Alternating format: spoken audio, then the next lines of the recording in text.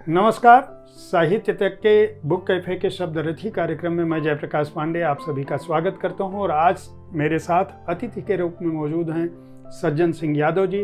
आपका बहुत बहुत स्वागत है। थैंक यू, धन्यवाद। मैं आप सभी को बता दूं कि सज्जन सिंह जी बहुत ही बड़े पद पर अभी भारत सरकार के हैं और सिविल सर्विसेज के अलावा आप एक बेहद ज़हीन शोधार्थी हैं स्वास्थ्य सेवाओं से जुड़े विषय की। आपने जो डिग्री हासिल की है वह अपने आप में मेरे लिए नहीं थी और इसलिए मैं चाहूँगा कि हमारी बातचीत की शुरुआत वहीं से हो।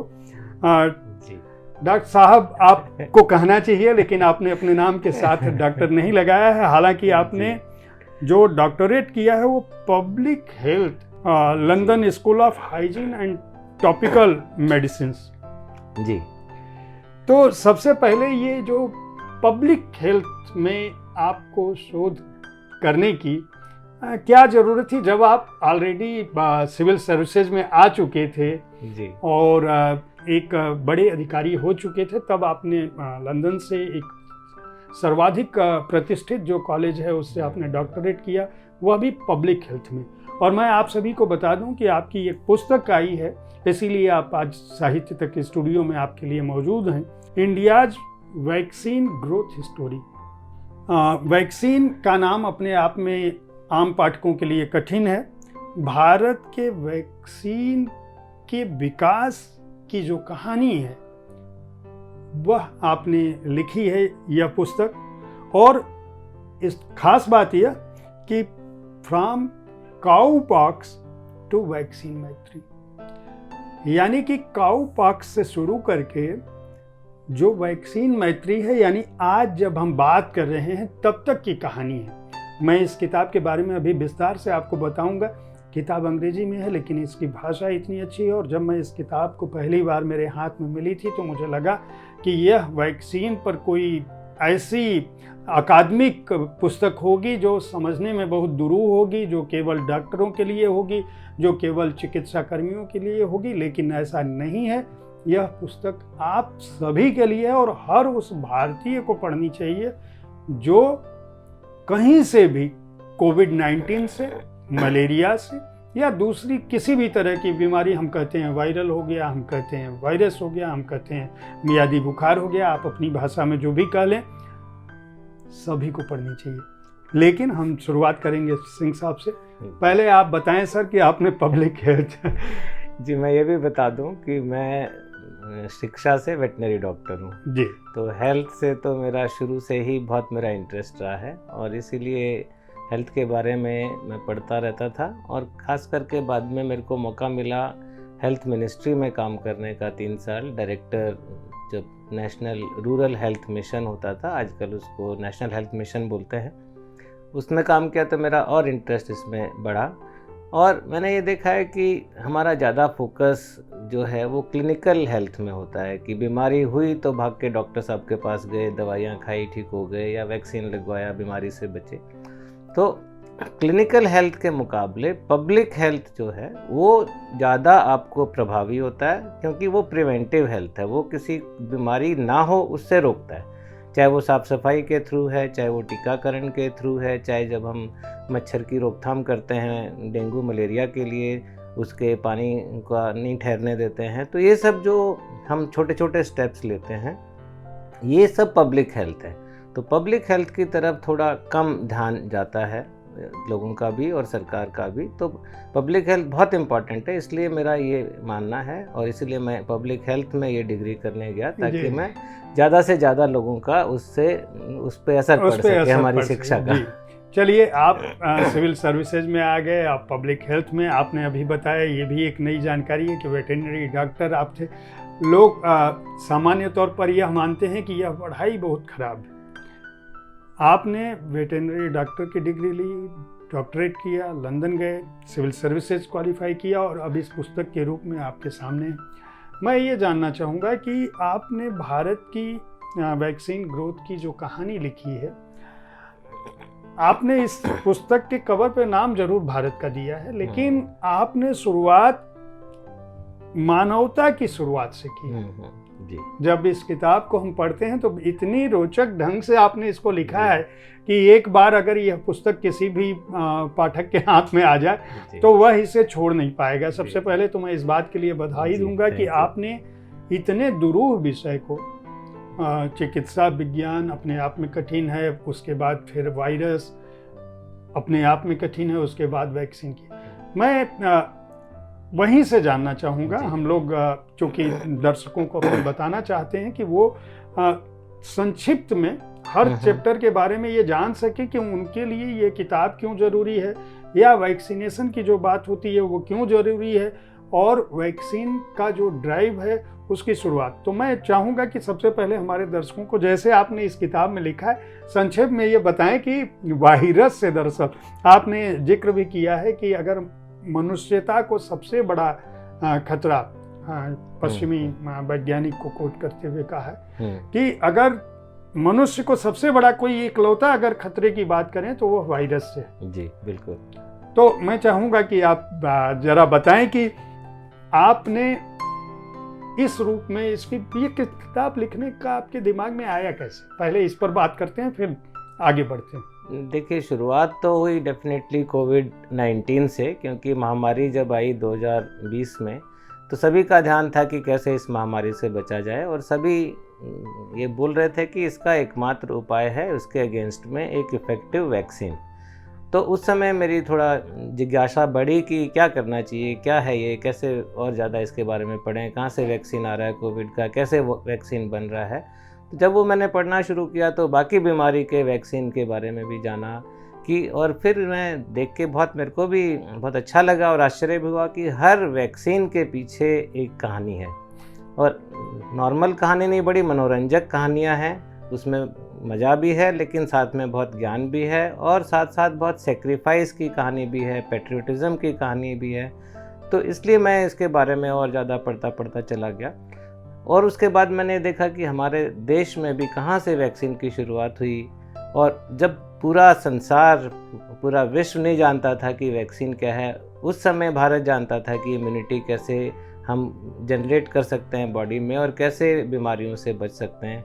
तो हमारा भी बहुत पुराना 380 BC से लेके इतिहास रहा है। अब आप समझ लें कि जो डॉक्टर साहब कह रहे हैं, मानवता की शुरुआत, मनुष्यता की शुरुआत जब आधुनिक ज्ञान नहीं हुआ था, तकनीक विकसित नहीं हुई थी, मशीनें नहीं आई थी, और जो चिकित्सा पद्धति है उस रूप में नहीं थी, तब भी इस पुस्तक में भी आपने बताया, और अभी आप वही कह रहे हैं, 350 BC यानी बिफोर क्राइस्ट के जन्म से पहले, यानी हम 2022 में बात कर रहे हैं, 2022 में 350 साल आप और जोड़ लीजिए, मतलब लगभग 2500 साल पहले भारत के पास इस बात की जानकारी थी। और यह बात कोई, मतलब ये मत समझिएगा कि कोई किसी दल का व्यक्ति कह रहा है, यह वैज्ञानिक तौर पर परखी हुई चीज़ है कि हमारे चिकित्सा से जुड़े लोग उस ज़माने में भी ये जानते थे कि क्या खाने से हम बच सकते हैं, कौन सी ऐसी चीज़ की जाए कि सतर्क रहा जाए जी। तो डॉक्टर साहब का मतलब आप देखिए, हम लोग इस पुस्तक पर चर्चा इसीलिए कर रहे हैं कि आपको ये जानकारी मिल सके। मुझे जब मैंने ये पढ़ा तो ये जब 2500 साल पुरानी बात आई तो हमने कहा, अरे ये कैसे हो सकता है कि हमारे लोगों को जानकारी रही हो। और यही नहीं, आपने उस पहले वैक्सीन की, जो काउपॉक्स की हम बात कर रहे हैं, काउपॉक्स के बारे में भी जानेंगे कि 2500 साल से फिर जब आधुनिकता शुरू होती है, ब्रिटेन में किस तरह से पहले वैक्सीन की शुरुआत, और वैक्सीन नाम क्यों है, मैं इसके बारे में भी चाहूँगा कि आप बताएं, क्योंकि आपने इस पुस्तक में उसका जिक्र किया है। बिल्कुल। तो पहले वैक्सीन की शुरुआत जो हुई थी वो 1796 में हुई थी। उस समय उसकी भी बहुत अच्छी कहानी है कि कैसे पहला वैक्सीन बनाने का दिमाग में आया। उस समय एक डॉक्टर साहब थे, उनके एक अप्रेंटिस होते थे जो उनके अंडर में ट्रेनिंग कर रहे थे, डॉक्टर एडवर्ड जेनर। तो जो डॉक्टर साहब के पास एक लड़की, एक मरीज आई, उसको कुछ बुखार था जिसके बारे में वो दवाई लेने आई थी। तो उससे डॉक्टर को उसने बात बात में कहा कि मैं हमेशा सुंदर रहूँगी। तो उसने, डॉक्टर बहुत उससे आश्चर्यचकित हुए कि आप कैसे हमेशा सुंदर रहेंगी, क्यों?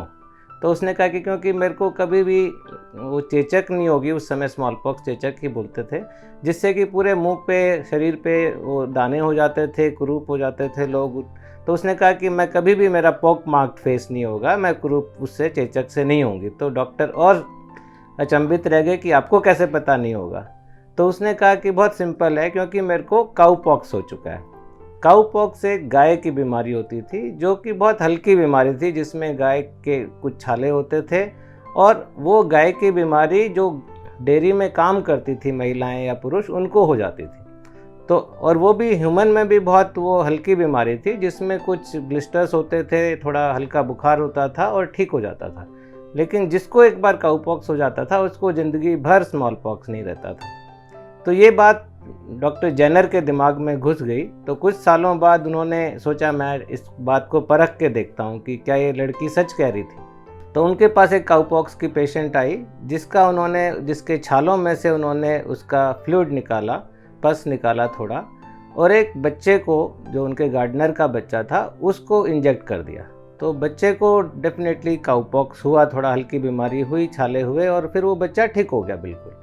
फिर उन्होंने एक स्मॉल पॉक्स के मरीज का पस निकाला और उस बच्चे को इंजेक्ट कर दिया। तो अदरवाइज़ तो बच्चे को बहुत तेज स्मॉल पॉक्स होना चाहिए था, बहुत भयंकर बीमारी होनी चाहिए थी, पर उस बच्चे को कुछ नहीं हुआ। तो इस तरह से डॉक्टर जेनर ने प्रूव किया कि अगर आपको काऊ पॉक्स हो जाता है, या आप काऊ पॉक्स का थोड़ा मटेरियल इंजेक्ट कर लेते हैं, तो आप ज़िंदगी भर के लिए स्मॉल पॉक्स से बच सकते हैं।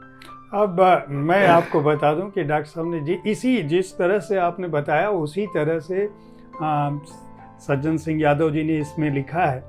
और लेकिन यह पहले वैक्सीन की बात हो रही है जी। आप यह ध्यान रखिए कि जब वैक्सीन की खोज हुई, उसके बाद यह प्रक्रिया जिसको डॉक्टर जेनर ने उस ज़माने में किया था, उसको वैक्सीनेशन कहा गया। लेकिन इसी पुस्तक में सज्जन सिंह यादव जी ये बताते हैं कि यह जो प्रक्रिया है वैक्सीन की खोज, यह कोई सामान्य खोज नहीं है। इसमें एक बहुत बड़ा समय लगता है और खूब सारा पैसा लगता है। मैं चाहूँगा कि थोड़ा दर्शकों को, क्योंकि ऐसे सुनने में लग रहा होगा कि वो डॉक्टर साहब निकाल लिए, उन्होंने उनको लगा दिया, ये तो कोई काम नहीं है। जी, लेकिन जी। आपने उसमें अपने अध्याय में बाकायदा इसकी पूरी प्रक्रिया लिखी है कि इसमें कितना समय लगता है, और कई बार इसके असफल होने के भी मौके होते हैं, और वह एक लंबी प्रक्रिया। और उसमें आपने लिखा है, मतलब सैकड़ों करोड़ रुपए की बात आपने लिखी है कि इसमें लगता है। और चूंकि हम लोग अध्याय वाइज बात कर रहे हैं, जैसे जैसे आपने लिखा है, मैं वैसे वैसे ही सवाल पूछ रहा हूं, और बिना किताब खोले पूछ रहा हूं, ताकि आप ये समझ सके कि मैं इस पुस्तक को वाकई 2 दिनों में पढ़ गया हूं। ये पुस्तक पढ़ते समय मुझे रखने का मन नहीं कर रहा था। तो आप जरा उसके बारे में नहीं, पहले तो मैं बताऊं, आपने पहले पूछा था कि वैक्सीन नाम कहाँ से आया। तो वैक्सीन नाम आया है लैटिन वर्ड वेका। वेका का मतलब लैटिन में है काऊ। तो क्योंकि पहला वैक्सीन काऊ से डिराइव हुआ था, इसलिए बाद में इस प्रोसेस को वैक्सीन बोला गया और वैक्सीनेशन बोला गया। दूसरा, जैसे कि आपने पूछा मेरे से कि डेफिनेटली ये बोलने में कहानी लगेगी कि बहुत सिंपल है, वैक्सीन बनाना बहुत सिंपल है। ऐसा बिल्कुल नहीं है, क्योंकि वैक्सीन अब लैब में पहले बनते हैं, लैब में फिर सालों साल की रिसर्च होती है, साइंटिस्ट रिसर्च करते हैं, नए नए तरह के एंटीजन से रिसर्च करते हैं, नए प्लेटफॉर्म पे रिसर्च करते हैं।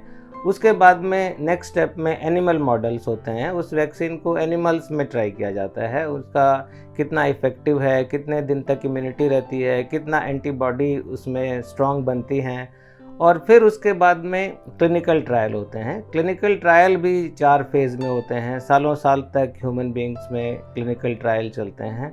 उसके बाद जब लगता है कि वैक्सीन बिल्कुल सेफ़ है, वैक्सीन इफ़ेक्टिव है, तभी वो वैक्सीन प्रोडक्शन में पहुंचता है, और उसके लिए भी बहुत करोड़ों रुपया खर्च करके प्रोडक्शन प्लांट लगाए जाते हैं, ताकि कोई कंटेमिनेशन नहीं हो, ताकि कोई उसके इफ़ेक्टिवनेस में कमी नहीं हो वैक्सीन के। तो ये पूरा प्रोसेस सामान्यतः 8 से 10 साल लेता है। हम अब अगले सवाल पर आते हैं कि जब कोविड-19 हुआ और पूरी दुनिया एक तरह से थम सी गई थी, लॉकडाउन भी था, और आप उस समय आप तो पद पे थे, आपको सारी स्थितियां पता थी और आपने उस समय को देखा भी, हम सब ने देखा है।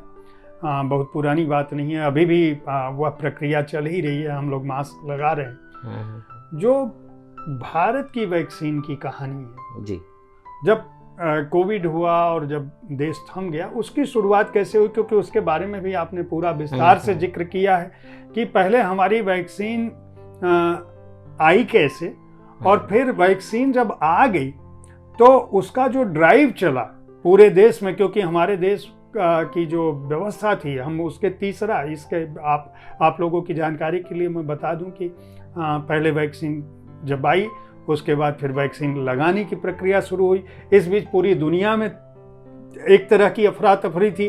फिर भारत दुनिया को भी वैक्सीन देने की बात आई, उसमें जो वैक्सीन मैत्री की बात है उस पर भी हम आएंगे। तो उस प्रक्रिया के बारे में बताएं जिसको आपने पुस्तक में विस्तार से लिखा है। नहीं, ये क्योंकि अभी मैंने बताया कि 8 से 10 साल वैक्सीन में लगते थे, पर कोविड वैक्सीन हमने उसके 8 से 9 महीने में तैयार कर दिया। ये भी एक चमत्कार ही था, और इसके पीछे डेफिनेटली जो हमारा इतने सालों का एक्सपीरियंस था वो तो था ही, साथ साथ में जो गवर्नमेंट ने इतना सपोर्ट किया मिशन कोविड सुरक्षा के तहत, और साथ में जो लीडरशिप हमारी रही प्रधानमंत्री जी की, उसको लेते हुए बहुत तेज़ी से इस पे काम हुआ। और आपको पता होगा कि सबसे पहले जो एस्ट्राजेनेका ने, ऑक्सफोर्ड एस्ट्राजेनेका ने कुछ वैक्सीन तैयार किया था, तो उसने सबसे पहले भारत को चुना उस वैक्सीन को प्रोड्यूस करने में, और उससे हमारे पास कोविशील्ड वैक्सीन बन के आया। और दूसरा, हमने सोचा कि आत्मनिर्भर भारत के तहत हमें अपना वैक्सीन भी इतनी ही तेज़ी से बनाना चाहिए। तो ICMR जो है, Indian council of medical research, उसने सबसे पहले वायरस को आइसोलेट किया, फिर उसका जेनेटिक सीक्वेंसिंग तैयार हुआ, और फिर उसका एक तरीका बना के कि कैसे उसको वायरस को किल करके उससे वैक्सीन तैयार किया जाता है, वो टेक्नोलॉजी विकसित की। और फिर भारत बायोटेक के साथ मिलके जो दूसरा हमारा वैक्सीन आया वो उससे तैयार हुआ। तो इसलिए हम 8 से 9 महीने में पूरे सपोर्ट से, पूरे लीडरशिप से, उस दौरान जब बिल्कुल कोविड में लॉकडाउन था, लोग घर से बाहर नहीं निकल रहे थे, तब भी हमारे साइंटिस्ट, हमारे लोग रात दिन काम कर रहे थे। तो उसी का परिणाम हुआ कि जनवरी में हमारा वैक्सीन तैयार हो गया, बिल्कुल सर्टिफाई हो गया लगाने के लिए, और हमने अपनी वैक्सीनेशन ड्राइव शुरू की। डॉक्टर साहब, मैं आपको एक बात और बता दूं, मैं और दर्शकों को भी बताना चाहूँगा कि जब इस पुस्तक को मैं पढ़ रहा था तो इसको पढ़ने से कम हमारे जैसे लोगों को, जो लोग दूसरे साहित्य तो और किताबें तो पढ़ते हैं, लेकिन वैज्ञानिक किताबों में, कम से कम मेडिकल के क्षेत्र में जितना काम हुआ है, और भारत कितने लंबे समय से, जो आप कह रहे हैं, अभी हमने बात की शुरुआत की 2500 सालों से चिकित्सा के क्षेत्र में, मुझे लगता है कि आम लोगों में ये जानकारी बहुत कम है। चूँकि स्पेस टेक्नोलॉजी के बारे में, हमारी अंतरिक्ष की उड़ानों के बारे में, हमारे परमाणु की जो हमारी ताकत है, हमारी जो सैन्य ताकत है, उसके बारे में लगातार चूँकि चर्चा होती रहती है, तो उसके बारे में तो जनता को जानकारी है कि भारत एक पावर है, भारत एक सुपर पावर है, हम अंतरिक्ष में भी हैं। लेकिन चिकित्सा विज्ञान के क्षेत्र में भी हमारे यहाँ इतना काम हुआ है, इसकी जानकारी हमको नहीं थी, और खासकर शोध के क्षेत्र में इतना काम हुआ है।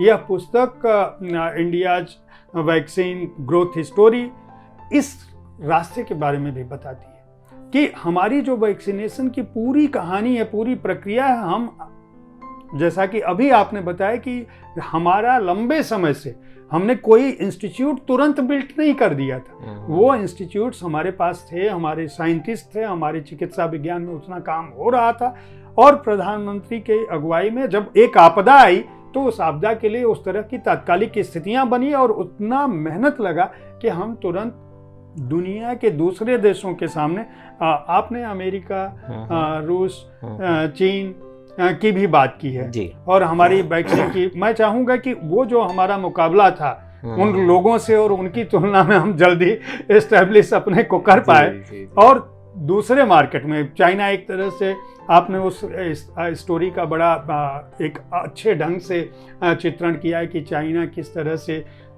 विदेशी मार्केट में जब हमारे यहाँ ज़रूरत ज़्यादा पड़ी, जब वैक्सीन बन गई तो हमारे यहाँ लगने लगी, हम विदेश भी भेजने लगे। लेकिन जब हमारे यहाँ दूसरा चरण जब महामारी का आया, आप सभी लोग जानते होंगे, जब कोविड का सेकेंड फेज आया तो हमने विदेश भेजना, मतलब इस किताब में है कि विदेश भेजने की तुलना में हमने अपने लोगों की तरफ ध्यान देना शुरू किया, और इससे चीन को एक वैक्यूम मिल गया क्योंकि भारत भेज नहीं रहा था, तो उसने बढ़त लेने की कोशिश की। मैं चाहूँगा जरा उसकी भी एक बहुत ही आप तो मतलब मैं बार बार ये बात कहूँगा कि इतने दुरूह विषय को, क्योंकि विदेश व्यापार भी कोई सामान्य विषय नहीं, बहुत कठिन विषय है, आपने उसको भी बहुत ही सहज ढंग से लिख दिया है कि इसको पढ़ते हुए लगता है कि हम कहानी पढ़ रहे हैं। अच्छा, चीन ने उसको भेजा, अच्छा रूस ने ऐसा किया, अच्छा अमेरिका ने इसको फेल कर दिया था, इसको पास कर दिया, अच्छा हम वहाँ भी पहुँच गए। तो मैं चाहूँगा कि उसके बारे में भी थोड़ा पहले तो मैं ये बताना चाहूँगा, बहुत लोगों को नहीं पता होगा कि हम वैक्सीन सुपर पावर हैं पूरे वर्ल्ड में। जितने भी वैक्सीन बनते हैं उसमें से 62% वर्ल्ड के वैक्सीन इंडिया में बनते हैं। हर 3 में से 2 बच्चे को जो वैक्सीन लगता है वो भारत में बना हुआ वैक्सीन लगता है। जितने हम वैक्सीन बनाते हैं उसका 77% एक्सपोर्ट करते हैं, और वर्ल्ड का जो WHO का सबसे ज़्यादा वैक्सीन सप्लायर इंडिया है। तो इसलिए हम एक सुपर पावर की तरह इसमें बिल्कुल उभरे हुए हैं और वैसे ही रहेंगे भी आगे आने वाले समय में। दूसरा, जैसे आपने बात की वैक्सीन मैत्री की, तो डेफिनेटली जब हमने वैक्सीन बनाया तो हमारे प्रधानमंत्री जी ने UN असेंबली में ये बोला था कि हम सर्वे भवन्तु सुखिनः, सबको हम वैक्सीन देंगे, सबको भारत से बने हुए वैक्सीन दिए जाएंगे। जो हमारी कैपेसिटी है वैक्सीन की वो पूरे वर्ल्ड के लिए खुली हुई है। और उसको उन्होंने चरितार्थ भी किया। जब वैक्सीन बने तो सबसे पहले हमने अपने लोगों को लगाने तो शुरू किए, साथ साथ सबसे पहले हमने अपने नेबर्स को दिया, जो हमारे इमीडिएट पड़ोसी हैं, नेपाल, बांग्लादेश, भूटान, मालदीव, सबको वैक्सीन पहुंचाए ताकि उनका वैक्सीनेशन कार्यक्रम भी आरंभ हो सके। और उसके बाद फिर हम दूसरे डेवलपिंग कंट्रीज़ की तरफ बढ़े, अफ्रीका में, एशिया पैसिफिक में जितने और देश हैं उनको वैक्सीन मैत्री के तहत हमारे वैक्सीन, जिसको बहुत सारे वहाँ लीडर्स ने संजीवनी बूटी बोला और इवन ट्वीट भी किया कि भारत से संजीवनी बूटी हमारे पास आई है, और तो उनको हमने वैक्सीन पहुँचाए। तो 100 से भी ज़्यादा देशों को उस फेज़ में हमने वैक्सीन दिए, और साथ साथ ये भी ध्यान रखा कि हमारी पॉपुलेशन को भी वैक्सीन लगता रहे। तो उसके लिए बहुत बीच बीच में प्रेरणा लीडरशिप से मिलती रही। टीका उत्सव शुरू किया गया फर्स्ट फेज़ के बाद अप्रैल 2021 में। उसके बाद सभी लीडरशिप ने, सब लोगों ने मीडिया के सामने वैक्सीन लगाए, प्रेरित किया। हेल्थ वर्कर्स गांव-गांव में, घर घर में, खेत खलियान में, हर जगह गए ताकि वैक्सीन लगाया जा सके।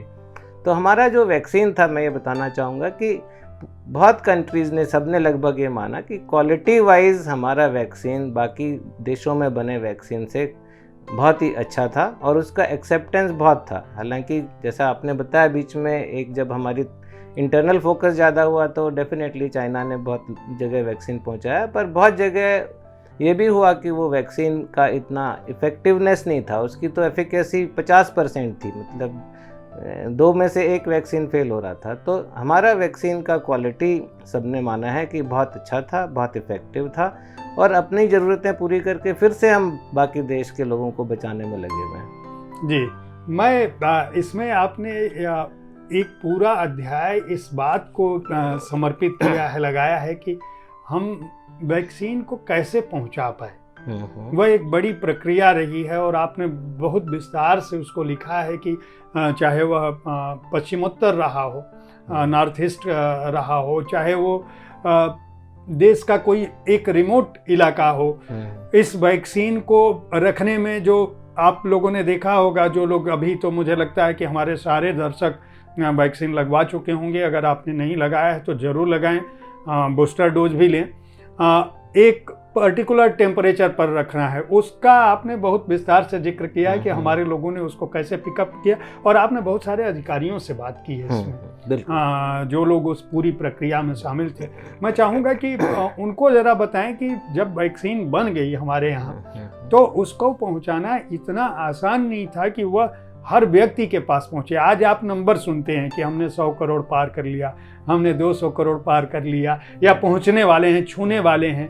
हम दुनिया के सबसे बड़े कोविड वैक्सीनेशन ड्राइव को चला चुके हैं, लेकिन जब वैक्सीन बन गई और सरकार ने उसको ले लिया और अस्पतालों तक पहुंचाना, लोगों तक पहुंचाना, गांव-गांव तक पहुंचाना, पर्टिकुलर टेम्परेचर पर लेके जाना, वह कितना कठिन था। क्योंकि मैं चाहूँगा संक्षेप में ही सही लोगों को ये बताएं कि ये इतना आसान काम नहीं था। नहीं, डेफिनेटली, क्योंकि वैक्सीन को एक पर्टिकुलर टेम्परेचर पे रखना होता है और इसमें भी हमारे भारत के बने हुए वैक्सीन्स की एडवांटेज ये है कि हमारे वैक्सीन नॉर्मल फ्रिज वाले टेम्परेचर में 2 डिग्री 3 डिग्री में हम रख सकते हैं। लेकिन जो विदेशी वैक्सीन कुछ बने हैं उनको तो आपको माइनस में रखना पड़ता है, तो वो वाली सुविधा बहुत जगह नहीं है। पर हमारा क्योंकि यूनिवर्सल इम्यूनाइजेशन ड्राइव जो बच्चों को वैक्सीन सबको लगाते हैं, एक सिस्टम सेट था, तो उसके तहत ये पूरा पहुंच पाया। तो इसमें क्या, मैन्युफैक्चरर के यहाँ से सबसे पहले वैक्सीन पहुंचा बड़े बड़े वैक्सीन डिपोज़ में हवाई जहाज़ से। उन वैक्सीन डिपो से फिर रेफ्रिजरेटेड वैन्स की ज़रूरत पड़ी। वैक्सीन डिपो पूरा रेफ्रिजरेटेड रहता है, वहाँ से फिर वैक्सीन रेफ्रिजरेटेड वैन्स के थ्रू वैक्सीन अलग अलग स्टेट वैक्सीन स्टोर्स में रेलगाड़ी से, ट्रक से, गाड़ियों से पहुँचाया गया। वैक्सीन स्टेट स्टोर से फिर वो डिस्ट्रिक्ट लेवल पे जाता है। डिस्ट्रिक्ट लेवल में भी इसी तरह बड़े बड़े आइस लाइन रेफ्रिजरेटर्स होते हैं, कूलर्स होते हैं, स्टोर्स हैं वैक्सीन के, वहाँ पे वैक्सीन जाता है। डिस्ट्रिक्ट से फिर प्राइमरी हेल्थ सेंटर में पहुँचता है और प्राइमरी हेल्थ सेंटर से भी फिर, क्योंकि वैक्सीन गांव-गांव में, इवन खेतों में, सब जगह लोग लेके गए हैं, तो वहाँ पे आइस बॉक्स होते हैं, उनमें वैक्सीन भर के हमारे हेल्थ वर्कर आइस बॉक्स में लेके जाते हैं। इसमें भी देखा होगा कि क्योंकि हमारे जगह बहुत सारे स्थान बहुत दुर्गम हैं, कभी बाढ़ आ जाती है, कभी बर्फ़ पड़ जाती है, तो वो हमारे हेल्थ वर्कर्स ने पानी में चल के, दलदल पार करके, पहाड़ की चोटियाँ चढ़ के, बर्फ़ के रास्ते पार करके ये वैक्सीन जो है हर आदमी तक पहुँचाया है। ऐसे कुछ फ़ोटोज़ भी मेरी बुक में हैं। इस पुस्तक में बहुत सारी चित्र भी हैं और उनमें ये आप देख रहे होंगे कि एक नाव पर लोग लेके जा रहे हैं, पानी है बाढ़ का, पीठ पर ये लगा हुआ है, लदा हुआ है कि कैसे ख़त्म नाव, ये हेलीकॉप्टर से वो पूर्वोत्तर का कोई इलाका है, अरुणाचल प्रदेश है, वहाँ जो एरियल रूट से गया था और हाथ में ये बॉक्स पड़ा हुआ है। तो ये मतलब आपने, मैं ये जानना इस किताब पर मैं जब भी पढ़ी है अभिभूत हो जा रहा हूँ। मैं ये भी जानना चाहता हूँ कि आपने उस हिचक का भी जिक्र किया है कि जब वैक्सीन बन गई तो खासकर बहुत इसको लेके एक शुरुआत में लोगों के मन में, शायद गाँव में अभी भी कहीं कहीं लोग मना कर देते हैं, लेकिन यह पुस्तक भी बताती है, आप खुद डॉक्टर भी रहे हैं और बड़े अफसर भी हैं, आपका ये कहना है कि इसको लेके हिचक नहीं होनी चाहिए और वो हिचक तोड़ने में लोगों का भी बहुत प्रयास रहा। आपने सेलिब्रिटी दुनिया भर की बात की है। ये भी बता दूं कि इस पुस्तक में सज्जन सिंह यादव जी ने किसी भी अध्याय में केवल अपनी बात नहीं की है, केवल भारत की बात नहीं कही है। भले ही ये इंडिया आज भारत की सफलता की कहानी है वैक्सीनेशन की, लेकिन आपको वह बात समझ में आए, इसके लिए आपने दुनिया भर के उदाहरण दिए हैं हर चीज़ में, चाहे वो व्यापार की बात हो, चाहे वो वैक्सीन के खोज की बात हो, चाहे वो बीमारी की बात हो, चाहे वैक्सीन से बचाव की बात हो। मैं इस बात के लिए आपको निश्चित रूप से बधाई भी दूंगा और आपको एक तरह से आभार भी प्रकट करूंगा कि आपने एक बहुत ही महत्वपूर्ण विषय को बिना किसी नारे के, बिना किसी दावे के, जिस तरह से लिखा है, अगर यह पुस्तक कोई भी व्यक्ति पढ़ेगा तो वह इसलिए भी इससे कन्विंस होगा कि उसको यह समझ में आएगा कि आपने पहले ही बात दुनिया की कर दी कि भाई ये यहाँ ये भी हो रहा है। ऐसा नहीं है कि हमारे यहाँ ही केवल सेलिब्रिटी या राजनेता लगा रहे थे। आपने अगर उसकी भी बात कही है, हिचक की भी बात कही है, या उस ड्राइव में सेलिब्रिटीज़ के सहयोग की बात कही है, तो आपने दुनिया भर का उदाहरण दिया है कि वहाँ इन्होंने लगवाया, वहाँ इन्होंने लगवाया। पहली वैक्सीन भी किसी और ने किसने लगवाई, और आपने ब्रिटेन का भी उदाहरण दिया है कि वहाँ की वैक्सीन पे तब के प्रधानमंत्री ने किस तरह से, हालांकि दूसरी बीमारी के हवाले से आपने ये बात कही है कि उन्होंने अपने बेटे को लगाने को मना कर दिया, लेकिन हमारे यहाँ जो है उस बात का उदाहरण। तो एक और बात इस पुस्तक में आपने लिखी है, आपने कोविड के बाद की वैक्सीनेशन प्रक्रिया के बाद की चुनौतियों की भी बात की जी। मैं चाहूँगा कि उसके बारे में आप हमारे दर्शकों को बताएं और स्वास्थ्य क्यों महत्वपूर्ण है। स्वास्थ्य चिकित्सा केवल उतनी ही नहीं है जो आप हॉस्पिटल में जाते हैं, बीमार होते हैं, दवा कराते हैं और चले आते हैं। यह कितना बड़ा विज्ञान है और उस विज्ञान के पीछे कितनी सरकार की सोच लगी है। इतने बड़े स्तर पर जितना हम अंतरिक्ष और दूसरे विज्ञान पर खर्च कर रहे हैं, यहाँ भी उतना काम कर रहे हैं। और उसमें किस तरह से मैन पावर यानी हमारी आपकी भी भागीदारी है। आपको कहाँ जागरूक रहना है। यह पुस्तक उन चुनौतियों की भी बात करती है जो हमारे सामने आ सकती हैं भविष्य में। मैं चाहूँगा कि उसके बारे में भी बताएं। हाँ जी, नहीं, जहाँ तक चुनौतियों का, चुनौती भी है और अपॉर्चुनिटी भी है, मैं ये कहूँगा। क्योंकि चुनौती ये है कि आजकल जूनोटिक डिजीज़ बहुत बढ़ रही हैं, जैसे जो जानवरों से आदमियों को होती हैं। तो ये कोविड भी एक जूनोटिक डिजीज़ है, जो बैट वायरस जो आदमी में आ गया। तो इस तरह का, क्योंकि ह्यूमन एनिमल इंटरेक्शन अब ज़्यादा हो रहा है, जंगल कम हो रहे हैं, हम लोग ज़्यादा क्या कहेंगे अपॉर्चुनिस्ट हो रहे हैं, तो ह्यूमन को बहुत ज़्यादा इंटरेक्शन एनिमल से हो रहा है, फूड हैबिट से हो रहा है, ट्रैवल से हो रहा है। तो इस तरह की बीमारी और भी आ सकती हैं। तो ये एक चुनौती है, उनके लिए कैसे जल्दी वैक्सीन बनाना है। क्योंकि पास्ट में भी आई हैं, H1N1 आपने सुना होगा, SARS-1 सुना होगा, क्योंकि ये वाला तो SARS-2 था, जो कोविड-19 है वो SARS वायरस 2 है। इससे पहले SARS वायरस 1 भी आया था, स्वाइन फ्लू है। इस तरह की बीमारी आती रहती हैं और आगे भी आ सकती हैं। तो उनसे हमें, वो हमारे लिए चुनौती है कि उनको जल्दी ना आने देना, पहली बात तो, और दूसरा जल्दी उनके लिए वैक्सीन डेवलप करना और उनका बचाव करना। अपॉर्चुनिटी ये है कि जो इतना डेवलपमेंट हुआ है और ख़ासकर कोविड-19 में हुआ है, तो नई नई चीज़ों के वैक्सीन बनने के रास्ते अभी खुले हैं। आपने सुना होगा कि सबसे पहला वर्ल्ड का DNA वैक्सीन इंडिया ने बना दिया। इससे पहले mRNA टेक्नोलॉजी एक ईजाद हुई। तो इन सब से जो अभी दूसरी चीज़ें हैं, जैसे कि आपकी नॉन ट्रांसमिसिबल डिजीज़ हैं, कैंसर है या डायबिटीज़ है, एलर्जीज़ हैं या कार्डियोवास्कुलर डिजीज़ हैं, उनके लिए भी वैक्सीन बन सकता है, ऐसी पॉसिबिलिटी बन रही है। और दूसरा, अभी टेक्नोलॉजी इतना डेवलप हुआ ये mRNA और DNA वाला, कि अगर कोई नई बीमारी आएगी तो बहुत जल्दी उसके लिए वैक्सीन बन सकता है। तीसरा, ऐसी भी टेक्निक बन रही है कि वैक्सीन जब तक नहीं बना तब तक भी कोई एक ऐसा वैक्सीन होगा जिसको ब्रिज वैक्सीन बोलेंगे, जो कि नया बीमारी आने से और नया वैक्सीन बनने के बीच में आपको प्रोटेक्शन देगा। तो ऐसी बहुत सारी अपॉर्चुनिटीज़ और हैं। इसी तरह वैक्सीन देने के नए नए तरीके आ रहे हैं। आपको अभी तक तो सुई से ही लगता है, लेकिन ओरल पोलियो में ओरल वैक्सीन था, अब नेज़ल ड्रॉप्स आ रहे हैं जो आपको बचा सकते हैं, फिर माइक्रो निडल्स आ रही हैं, नैनो पैचेस आ रहे हैं। तो ये भी एक बहुत बड़ी अपॉर्चुनिटी धीरे धीरे खुल रही है। मैं आपको ये आखिरी मेरा सवाल है, मैं ये जानना चाहूँगा कि आपकी यह पुस्तक दूसरी भारतीय भाषाओं में कब आ रही है। और मैं सरकार से भी, सरकार में जो लोग, हालांकि आप खुद सरकार के बड़े अधिकारी हैं, लेकिन आपने यह निजी स्तर पर प्रयास किया, मुझे इस बात का बड़ा ही आश्चर्य है। मेरे हिसाब से इस पुस्तक को भारत सरकार को अनिवार्य करना चाहिए और हर उस संस्थान में भेजना चाहिए, हर पढ़े लिखे व्यक्ति तक पहुंचाने की कोशिश करनी चाहिए। अपने आप में जागरूकता के लिए इससे बेहतर पुस्तक नहीं लिखी जा सकती। कम से कम मैंने नहीं पढ़ी है, जबकि मैं रोज एक किताब पढ़ता हूँ। ठीक है कि मैं चिकित्सा विज्ञान की किताब नहीं पढ़ता, इसलिए नहीं पढ़ता क्योंकि वो दुरूह होती हैं, वो मेरा क्षेत्र नहीं है। लेकिन यह पुस्तक कहानी के माध्यम से आपको यह बताती है वायरस क्या है, वायरस से बचाव के तरीके क्या हैं, भारत ने किस तरह से इस क्षेत्र में महारत हासिल कर ली है, और किस तरह से, जैसे हम अंतरिक्ष में अपने अभियान से उपग्रह भेजकर पैसा कमाते हैं, उसी तरह से उससे कम पैसा हम चिकित्सा विज्ञान के क्षेत्र में जो हमारे शोध हैं, हमारी जो कंपनियां हैं, जो वैक्सीन हम बनाते हैं, उससे कम पैसा नहीं कमाते, कहीं उससे ज़्यादा अपॉर्चुनिटी है। जैसा आपने बताया कि दुनिया में 3 लोग अगर वैक्सीन लगाते हैं तो 2 कम से कम भारत के हैं।